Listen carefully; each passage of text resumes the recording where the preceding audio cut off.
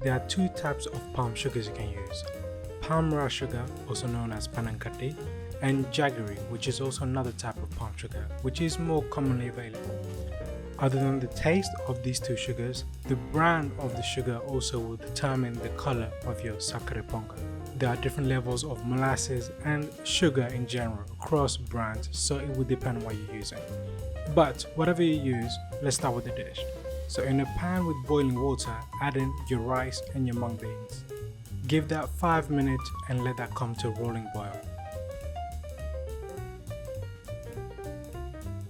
Once it has come to a boil, add your milk and reduce your flame to medium heat. At this point, the pan will almost overflow as it boils, which is what we refer to as the pongal during the celebration. Now let that boil over and overflow out of your pan if you are celebrating, and add the rest of your rice in there. At the moment, I have put the entirety of my rice as I'm not doing the whole pongal part, but this is the bit where you would do it. I'm adding a bit more milk as I want my pongal to be quite creamy. Add equal part jaggery to rice at this point. Again, depending on the type of jaggery or palm sugar and the brand that you would use, it would dictate the color and the sweetness your pongal will reach. But nonetheless, add all your jaggery in there and give that a good stir, and you're going to let that melt, which should take about 5 minutes.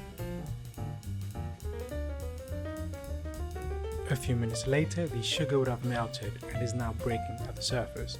At this point, cover your pan with a lid and let that cook for another 5 minutes. The sugar should now have completely dissolved. Give your pot a good stir and mix everything well. You will see the color changing as you stir in the pot.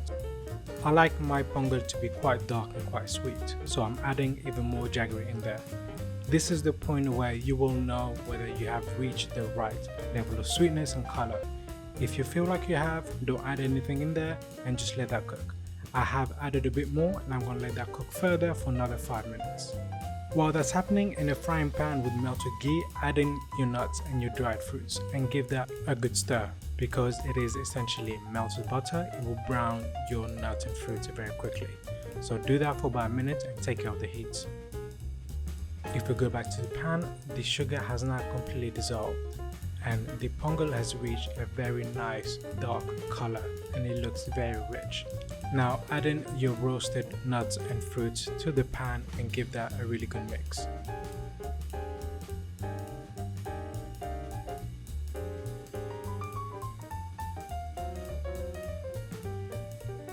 Your pongal is now ready to serve. You can serve it as it is quite warm or you can let it cool for a few minutes.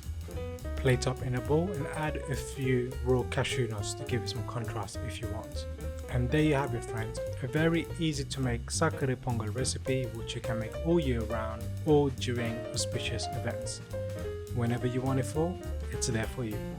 There you have it. This was my recipe for Sakkarai Pongal.